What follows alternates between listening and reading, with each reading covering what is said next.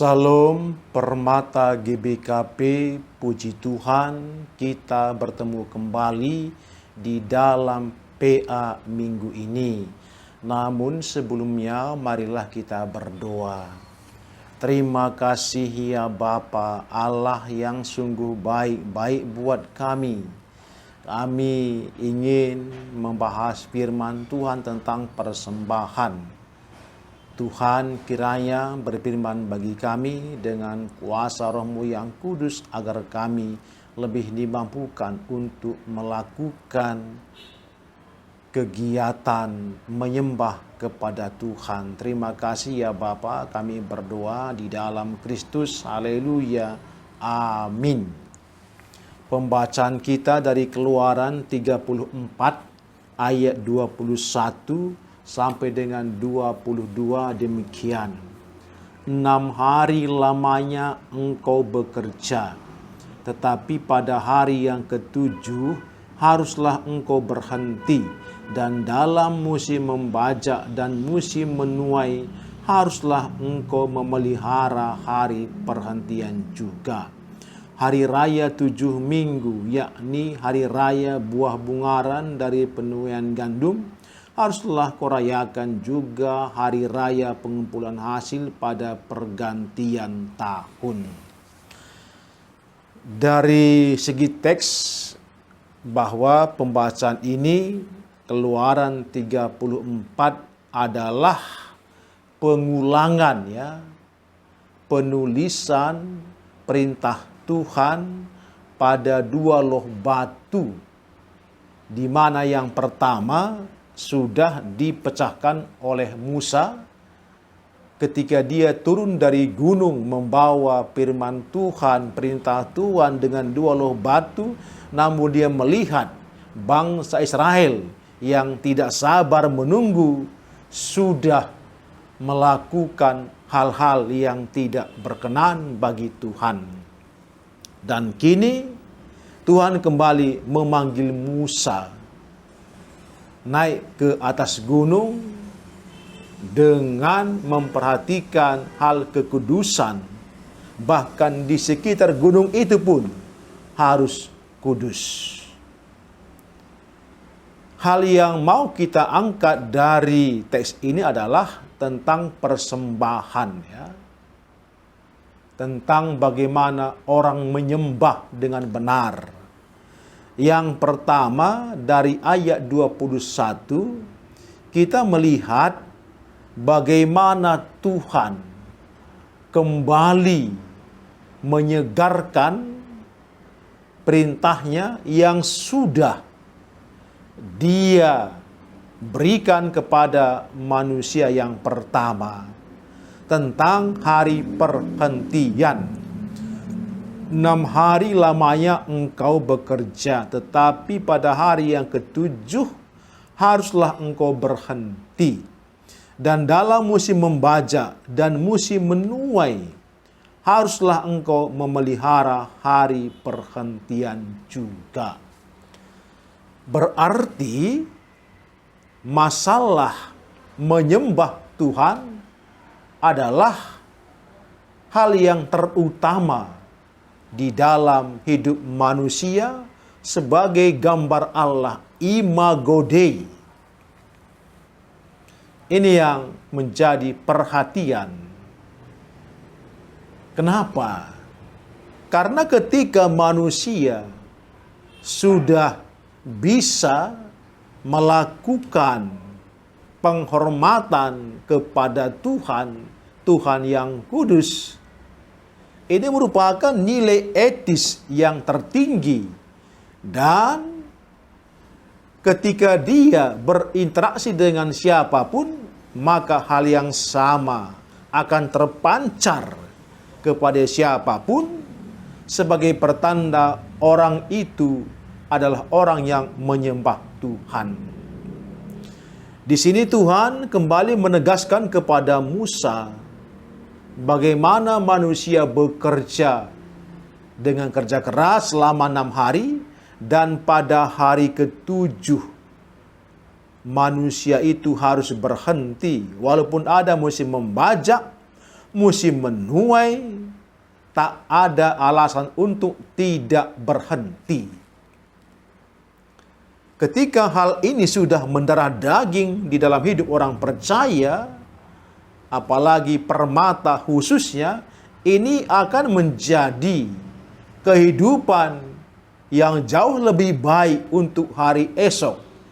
Sebagai manusia yang diciptakan oleh Tuhan, yang menyembah dengan rasa hormat dan bukan keterpaksaan, ini semua menjadi pola kehidupan, pilar yang sangat kuat untuk mempertahankan identitas sebagai anak-anak Tuhan. Nah, sebagai permata yang saat ini sedang menggeluti kehidupannya, mungkin ada yang masih sekolah atau kuliah, ada yang sedang menantikan pekerjaan, ada yang sudah bekerja, dan sebagainya.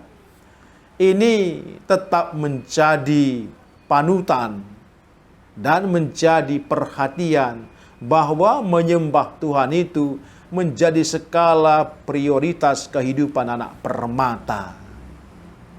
Karena dari jiwa menyembah maka akan lahir hal-hal yang lain. Dalam hal ini tentang persembahan, kerja rani, pesta panen. Enggak mungkin orang bisa memberikan persembahan yang harum bagi Tuhan kalau jiwa menyembah juga itu masih kerdil. Itu enggak mungkin. Orang yang sudah memiliki jiwa yang disiram oleh firman Tuhan dengan kuat kuasa Roh Kudus, maka orang seperti itu tentunya akan lebih mampu memperlihatkan jiwa-jiwa yang sudah disentuh oleh firman Tuhan. Maka orang yang demikian akan melangkah ke tahap berikutnya, yaitu untuk memberikan persembahan atau materinya. Di sini disebut tentang hari raya buah bungaran dari penuaian gandum. Harus dirayakan juga hari raya pengumpulan hasil pada pergantian tahun, harus dirayakan. Intinya bahwa ketika orang sudah menyembah Tuhan dengan setulus hati, dengan ikhlas dengan rasa rindu, maka persembahan yang lain pasti akan mengikuti. Tapi ingat, ketika orang itu belum menyembah dengan benar, nggak mungkin hal lain akan mengikuti.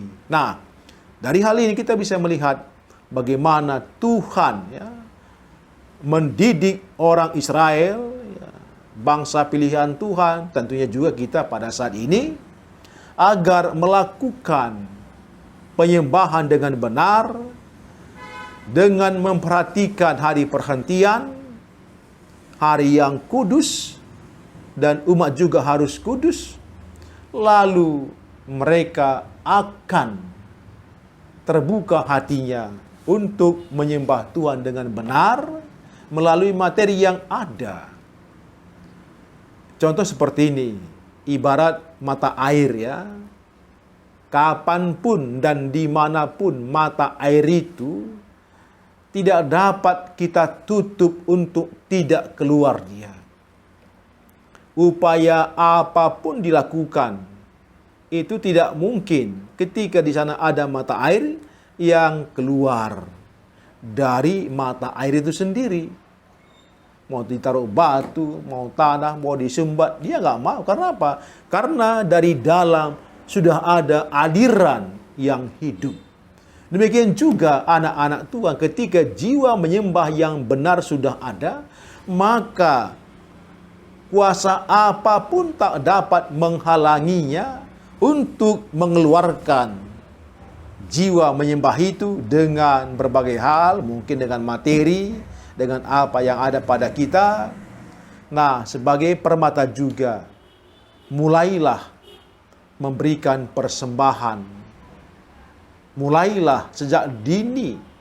Karena ketika kita melakukan penyembahan dan memberikan persembahan dengan benar, itu kan untuk kita, untuk membangun hidup kita. Jadi istilahnya tidak ada rugi untuk memberikan persembahan dalam bentuk apapun. Karena itu mengedukasi hidup kita.